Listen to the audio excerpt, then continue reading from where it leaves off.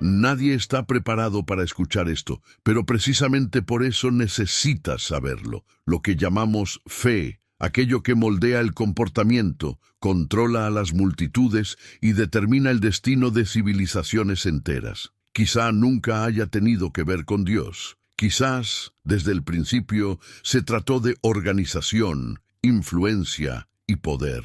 En los próximos minutos, te mostraré por qué tantas creencias que consideras sagradas surgieron no como revelaciones, sino como herramientas. Herramientas creadas por líderes que descubrieron demasiado pronto cómo manipular el miedo, la esperanza y la pertenencia. Y prepárate, porque comprender esta ingeniería puede cambiar para siempre tu perspectiva del mundo religioso. Las religiones no surgieron de experiencias espirituales espontáneas, sino de necesidades políticas y sociales muy específicas. En las civilizaciones antiguas, los gobernantes comprendieron que no bastaba con tener soldados o riquezas. Era necesario ejercer un control emocional sobre el pueblo, y nada lo controlaba más profundamente que lo sagrado. Así, las creencias comenzaron a moldearse para asegurar la obediencia, justificar jerarquías y legitimar decisiones que jamás serían aceptadas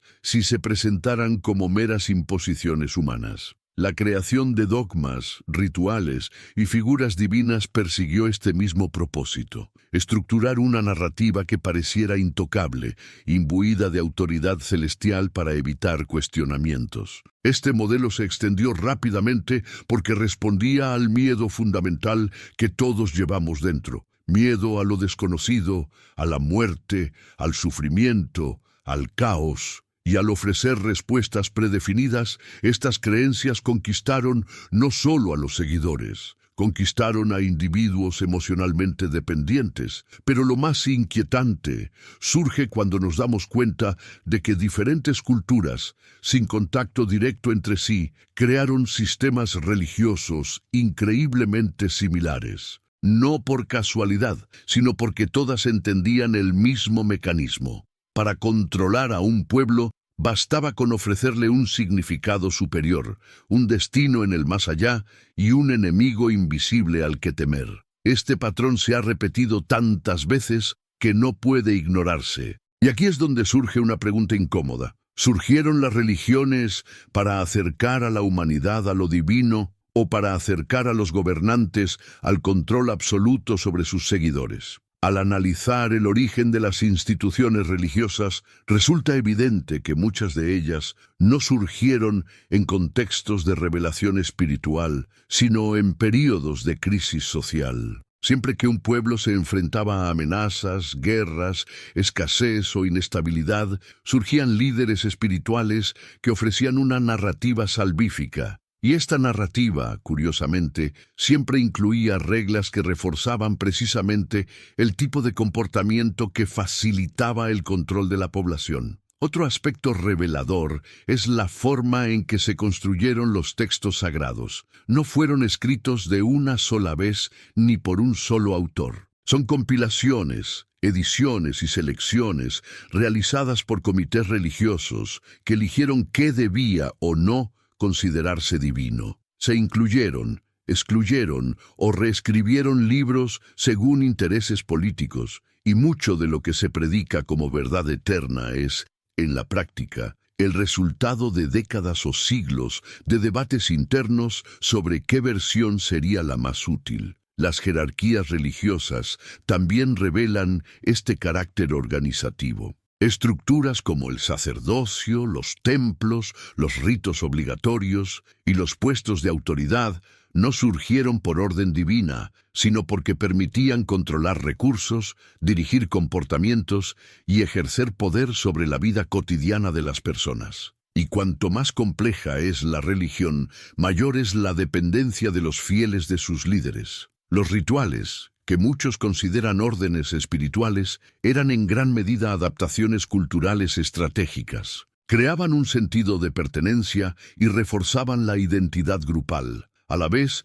que exigían tiempo, dedicación y sumisión. Cuanto más ritualizada era la práctica, más fácil era mantener el control psicológico sobre los seguidores. Y antes de pasar a la siguiente capa de esta construcción, quiero que dejéis la siguiente frase en los comentarios. La fe solo se vuelve aterradora cuando empieza a ser explicada. Escríbalo exactamente así y veamos quién realmente está siguiendo esta investigación sin miedo a enfrentar la incomodidad. Al investigar la evolución de las religiones, nos damos cuenta de que muchas de ellas no surgieron de revelaciones repentinas, sino de la apropiación de elementos culturales preexistentes. Los líderes religiosos aprendieron a incorporar ídolos antiguos, festivales agrarios y creencias populares, transformándolos en sus propios símbolos. Esto no fue casualidad, fue una estrategia refinada para asegurar que la gente aceptara la nueva estructura espiritual sin resistencia. La religión que parecía nueva era, de hecho, una reorganización inteligente de tradiciones antiguas. Otro punto inquietante es la forma en que se moldeó la moral religiosa. Muchos códigos éticos presentados como órdenes divinas ya existían mucho antes, solo que fueron reorganizados y renombrados. Las reglas de comportamiento, los castigos y las recompensas formaban parte de la estructura social de diversas civilizaciones, y al ser incorporadas por la religión adquirieron un peso sobrenatural. Esto aseguró que la obediencia dejara de ser un mero deber social y se convirtiera en una exigencia cósmica. La manipulación de las emociones colectivas siempre ha sido una herramienta poderosa. El miedo al castigo eterno, las promesas del paraíso, las amenazas de fuerzas invisibles, todo esto creaba una atmósfera psicológica que mantenía a la gente en constante alerta, dispuesta a seguir a los líderes religiosos sin cuestionarlos. Las emociones se moldeaban como arcilla, siempre con el mismo objetivo, la sumisión y la conformidad. Y es revelador darse cuenta de cómo, a lo largo de los siglos, sociedades enteras han llegado a confiar más en los intérpretes de lo sagrado que en sí mismas. Cuando un pequeño grupo controla el significado de la vida, la muerte y la salvación, lo controla todo. La religión no necesitaba ser verdadera, solo necesitaba parecer esencial. Y cuanto más esencial parecía, más difícil se volvía liberarse de ella. Pero hay algo aún más oscuro, algo que pocos se atreven a afrontar y que cuestiona la estructura misma de la fe organizada. ¿Por qué tantas religiones diferentes utilizan exactamente los mismos mecanismos psicológicos, como si todas hubieran aprendido las mismas técnicas de manipulación, incluso separadas por océanos y milenios? Si observamos la formación del liderazgo religioso, nos damos cuenta de que funciona de una manera extremadamente similar a los sistemas políticos. Hay jerarquías, disputas internas, sucesiones de poder e incluso golpes de estado silenciosos disfrazados de decisiones divinas. La idea de que los líderes son elegidos por fuerzas superiores siempre ha servido como escudo, protegiéndolos de las críticas y garantizando su autoridad sobre sus seguidores. No es casualidad que muchos de estos líderes afirmen tener acceso exclusivo a la verdad. Los rituales más temidos, sacrificios, penitencias, ayunos estrictos, surgieron como formas de poner a prueba la sumisión de la población. Cuanto más aceptaba alguien las prácticas difíciles, más fácil era moldear su mente. Este principio psicológico sigue vigente hoy en día. Cuando una persona se esfuerza por una creencia, la defiende con uñas y dientes, incluso ante la contradicción. Así, las religiones descubrieron cómo transformar la devoción en autodefensa emocional. La creación de enemigos invisibles también jugó un papel crucial. Fuerzas del mal, espíritus adversarios, energías negativas. Sin importar el nombre, el objetivo siempre fue el mismo: mantener a los fieles dependientes de la institución religiosa para sentirse protegidos. Sin religión, serían vulnerables, con ella estarían a salvo. Esta ingeniería emocional consolidó el poder de las autoridades espirituales durante generaciones. Con el tiempo, incluso las prácticas sociales más sencillas pasaron a depender de la religión. Matrimonios, funerales, acuerdos comunitarios y ritos de paso fueron apropiados por las instituciones religiosas que se convirtieron en intermediarios obligados entre el individuo y la vida misma. Y al controlar estos momentos esenciales,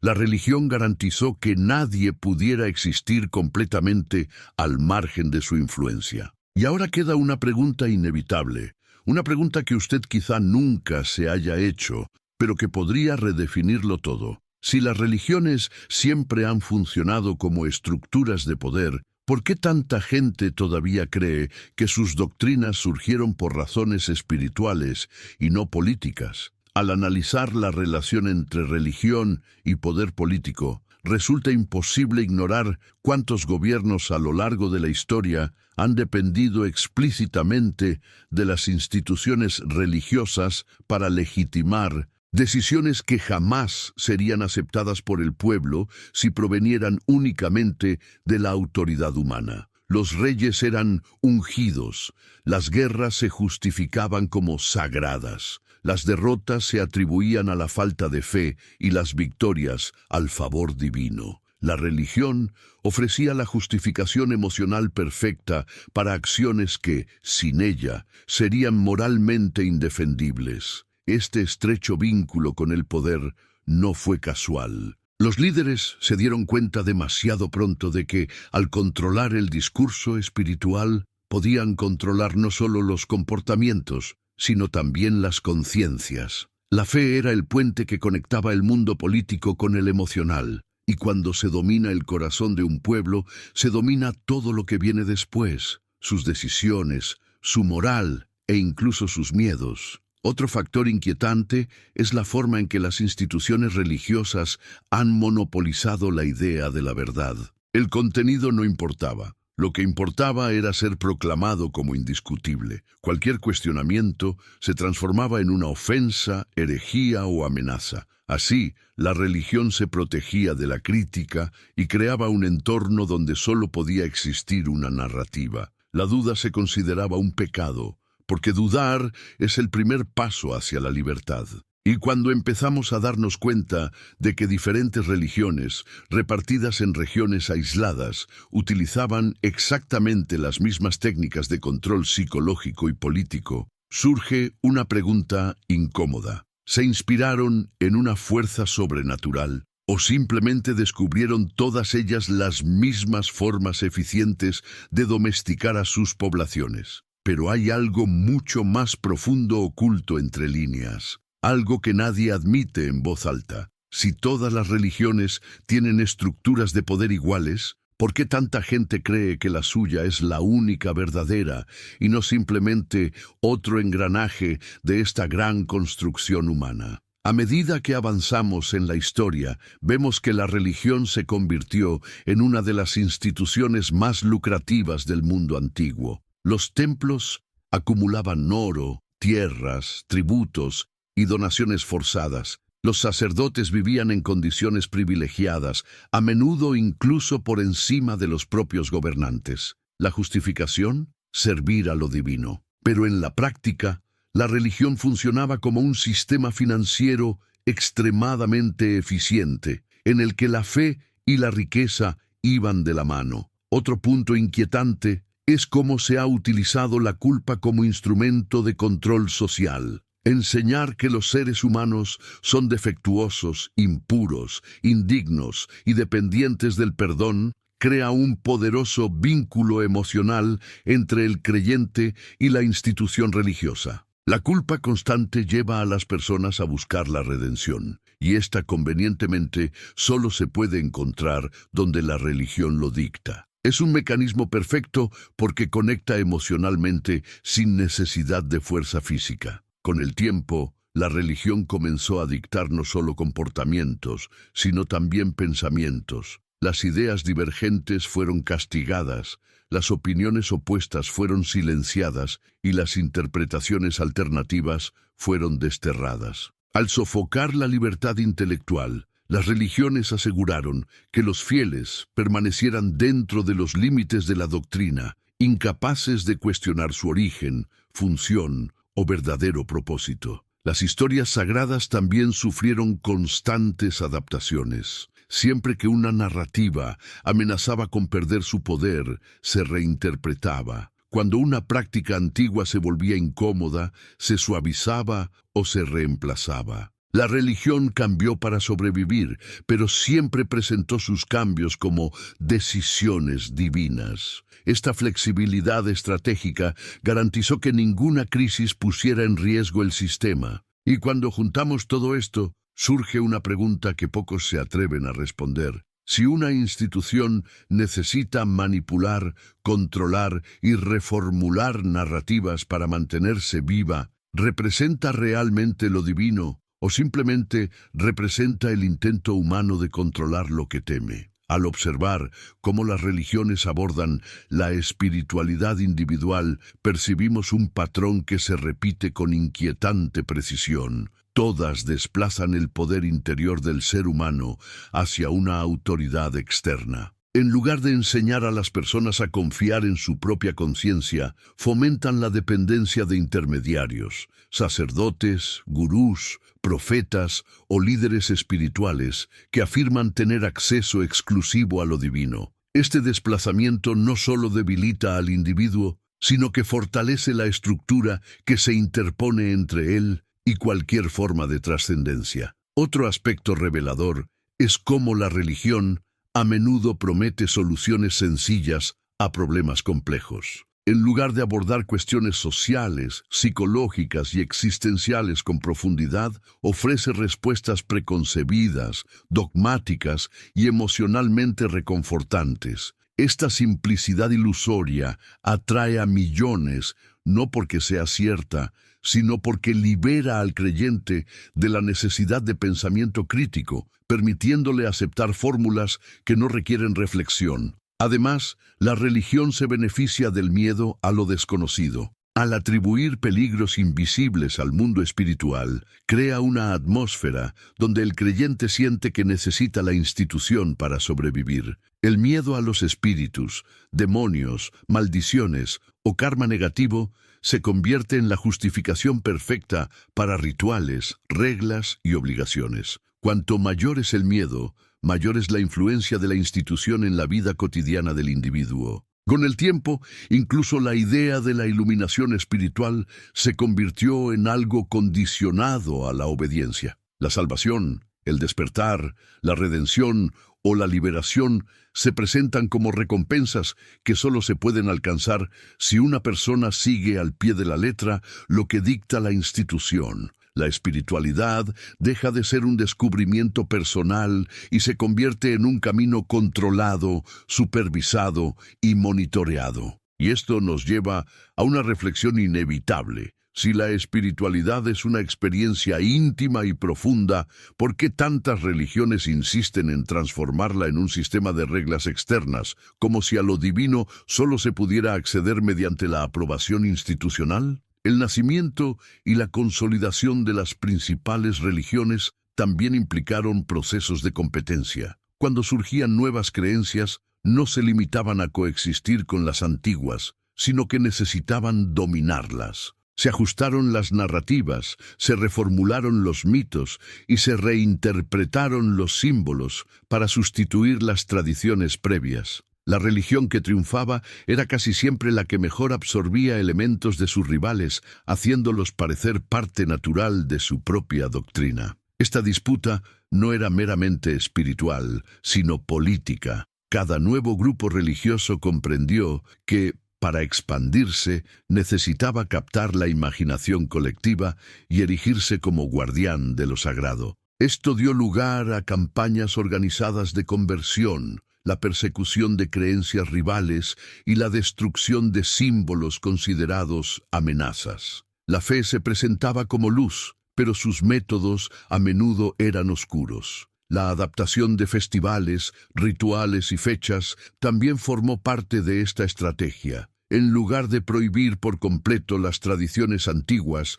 las religiones emergentes las reconfiguraron para que parecieran nuevas, pero lo suficientemente familiares como para ser aceptadas. Así, con el tiempo, se fueron añadiendo capas de significado hasta que las generaciones posteriores olvidaron por completo el verdadero origen de estas costumbres. También hay casos en los que las narrativas sagradas se ajustaron para hacerlas más atractivas o más efectivas para el control social. Historias de milagros, apariciones e intervenciones divinas se relataron de forma cada vez más elaborada, asegurando un impacto emocional y reforzando la idea de que la religión tenía poder sobre fuerzas que el creyente jamás podría comprender por sí solo. Cuanto más extraordinaria la narrativa, mayor el control. Y esto nos lleva a una pregunta que podría ponerlo todo patas arriba. Si tantas religiones han prosperado,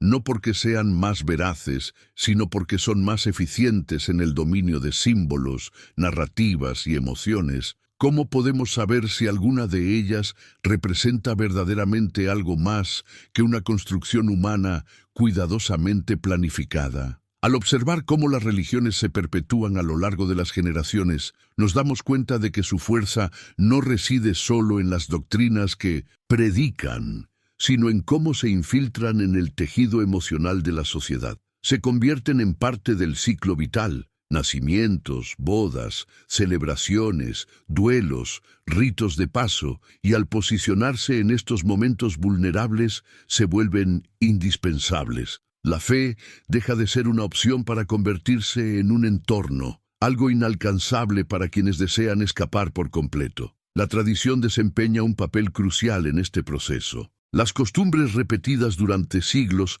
adquieren un aire de inevitabilidad y autoridad. Incluso cuando las personas empiezan a cuestionar la lógica de las doctrinas, continúan practicando los rituales porque desde pequeños se les enseñó que representan seguridad. Así, la religión deja de ser una creencia y se convierte en una herencia emocional que se transmite casi imperceptiblemente. Otro factor determinante es el miedo social a romper con la fe. Para muchos, abandonar la religión no es solo cuestionar ideas, es arriesgarse a ser excluidos, criticados o rechazados por su propia comunidad. La religión crea un mecanismo donde el creyente no teme a lo divino, sino a la soledad. Y este miedo es poderoso, porque mantiene a las personas atrapadas en creencias que ya han perdido su significado, pero que aún sustentan su vida social. Con el tiempo, las narrativas religiosas se vuelven tan repetitivas que dejan de analizarse. Se recitan, memorizan y celebran, pero rara vez se comprenden. Cuando las historias se convierten en dogmas, pierden profundidad y se transforman en lemas emocionales que ya no necesitan convencer, solo necesitan existir. La repetición reemplaza el razonamiento crítico y consolida la fe como un automatismo cultural. Y es imposible ignorar la pregunta final que resuena silenciosamente detrás de toda esta construcción. Si la religión se mantiene mucho más por condicionamiento social que por convicción racional, ¿qué queda realmente cuando decidimos mirar más allá de las tradiciones y confrontar el origen de estas creencias con total honestidad? Al observar las diferentes religiones del mundo, nos damos cuenta de que no han sobrevivido por su débil espiritualidad, sino por su gran funcionalidad. Ofrecen estabilidad emocional, explicaciones sencillas y un sentido de pertenencia tan fuerte que a la mayoría de las personas les resulta difícil imaginar la vida fuera de estas estructuras. La fe se convierte en un refugio psicológico y cualquier alternativa parece demasiado peligrosa como para considerarla. Otro punto fundamental es que las religiones prosperan ofreciendo no verdades, sino certezas. En un mundo caótico e impredecible, proporcionan mapas existenciales, respuestas definitivas y justificaciones cómodas para lo que la ciencia aún no explica o lo que el individuo no quiere afrontar. La certeza, incluso cuando es ilusoria, es uno de los bienes más valiosos de la humanidad, y la religión ha aprendido a comercializarla a la perfección. Las instituciones religiosas también dominan con maestría el arte de transformar lo invisible en regla. La predestinación, el karma, la salvación, la condenación, conceptos abstractos se presentan como leyes espirituales incuestionables y al no poder probarse ni refutarse, se convierten en instrumentos ideales de control. Los fieles creen, no porque comprendan, sino porque temen equivocarse al dudar. Además, la religión se beneficia del hecho de que la mayoría de las personas prefieren las respuestas emocionales a las racionales. Las doctrinas que prometen amor, esperanza y protección convencen a la gente con mayor facilidad que los argumentos lógicos. Esta dinámica mantiene vivas las religiones incluso frente a evidencia histórica, antropológica o científica que desmantelaría cualquier otra institución. Y si todavía estás aquí, buscando entender qué hay detrás de este inmenso teatro espiritual, quiero preguntarte algo esencial. Deja un me gusta, suscríbete al canal, activa la campanita de notificaciones y elige otro video de la tarjeta que aparecerá en pantalla para continuar este viaje de profunda reflexión. Al analizar los conflictos religiosos a lo largo de la historia, nos damos cuenta de que muchos de ellos no surgieron de diferencias espirituales, sino de luchas de poder. Las religiones no luchaban por creencias, sino por territorio, influencia y dominio cultural. Cada bando afirmaba representar la verdad absoluta cuando, en la práctica, solo buscaba afianzar su posición en un mundo donde controlar la fe significaba controlar a la sociedad misma. El discurso divino era el envoltorio, el contenido casi siempre era político. Esta dinámica se observa en los imperios antiguos, donde las religiones se usaban para justificar invasiones, esclavitud e imposición de leyes. Siempre existía una voluntad divina que autorizaba lo que, sin esta justificación, se consideraría opresión. La religión era la lente perfecta para ver la violencia como una misión, la conquista como un deber y la sumisión como un destino inevitable. Así, las creencias sagradas se convirtieron en combustible para guerras que poco tenían que ver con la espiritualidad. Otro punto crucial es cómo cada religión intenta presentarse como la única poseedora de la verdad, negando por completo la legitimidad de las demás. Este mecanismo crea un ciclo de antagonismo permanente donde el otro siempre es visto como una amenaza. La intolerancia no proviene de la fe, sino de la narrativa que intenta monopolizar lo divino. Cuanto más absoluta es la doctrina, más peligrosa se vuelve para la convivencia humana. Con el tiempo, este sentimiento de superioridad espiritual se entrelazó con el ego humano. Los pueblos comenzaron a creerse elegidos, especiales, protegidos y amados exclusivamente por una deidad en particular. Este privilegio imaginario se transformó en un arma emocional que justificaba la hostilidad, la discriminación e incluso el genocidio. Lo sagrado se utilizó como escudo moral para acciones que ningún ser humano cometería sin una justificación trascendental. Y esto nos lleva a una reflexión que pocos se atreven a afrontar. Si las religiones supuestamente predican la paz, el amor y la compasión, ¿por qué han sido responsables de algunos de los conflictos más sangrientos de la humanidad? El problema reside realmente en el creyente o en la estructura misma de estas doctrinas. Al observar el presente, nos damos cuenta de que el papel de la religión sigue profundamente entrelazado con los intereses sociales, económicos y políticos. Las instituciones religiosas influyen en las elecciones, moldean las leyes y dirigen el comportamiento de masas enteras. La espiritualidad, que debería ser íntima y libre, termina convirtiéndose en una herramienta para las grandes agendas públicas. La fe se convierte en un vector de control colectivo, y los líderes que dominan esta fuerza acumulan un poder comparable al de los gobernantes. La industria religiosa moderna también revela una faceta que muchos evitan reconocer. Eventos grandiosos, templos lujosos, recaudaciones millonarias y discursos cuidadosamente planificados demuestran que la fe se ha convertido en un producto y los fieles en consumidores. La espiritualidad ha adquirido un precio, un valor de mercado y estrategias de marketing.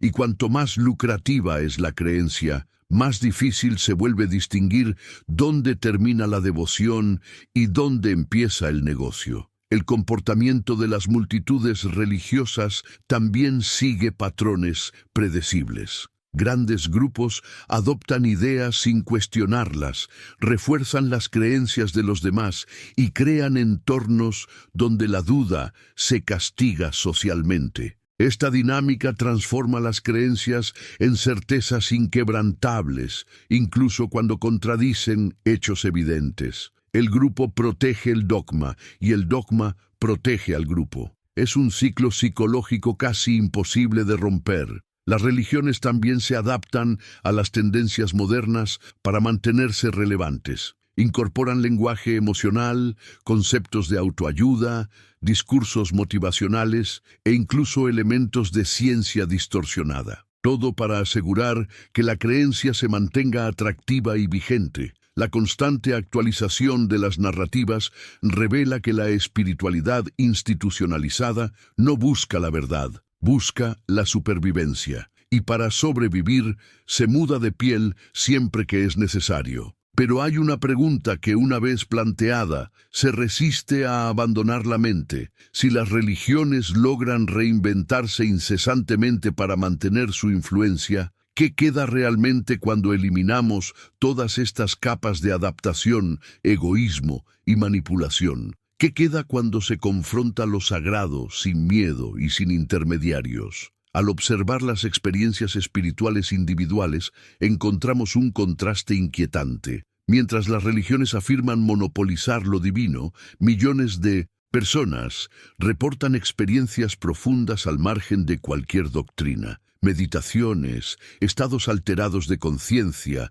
sueños lúcidos, experiencias cercanas a la muerte e intuiciones transformadoras demuestran que la espiritualidad no necesita un templo, una autoridad ni un ritual para existir. Este hecho cuestiona la idea de que la fe institucionalizada es necesaria para acceder a algo más grande. Sin embargo, las religiones aprendieron a apropiarse de estas experiencias personales. Visiones, sueños y sensaciones internas se reinterpretaron como señales que solo debían comprenderse a través del filtro de la doctrina. Así, aquello que podía liberar al individuo se convirtió en una prueba más de su dependencia de la institución. La espiritualidad libre, que podía florecer como descubrimiento personal, se reclasificó como revelación, siempre que se ajustara al discurso oficial. Otro punto importante es que muchas religiones se presentan como las únicas poseedoras de la moral. Sin embargo, valores como la empatía, la justicia, la compasión y la solidaridad surgen de forma natural en sociedades humanas que nunca han tenido contacto con doctrinas religiosas. Esto demuestra que la ética no es propiedad de ninguna fe. Es el resultado de la convivencia humana, la capacidad de reconocer el sufrimiento ajeno y la búsqueda del equilibrio colectivo. Además, cuando estudiamos culturas aisladas, tribus, pueblos indígenas y sociedades remotas, nos damos cuenta de que todas desarrollan alguna forma de espiritualidad, incluso sin estructuras religiosas complejas. Esto demuestra que el impulso espiritual es natural, instintivo e inherente a la humanidad. La religión institucionalizada, por lo tanto, no crea espiritualidad.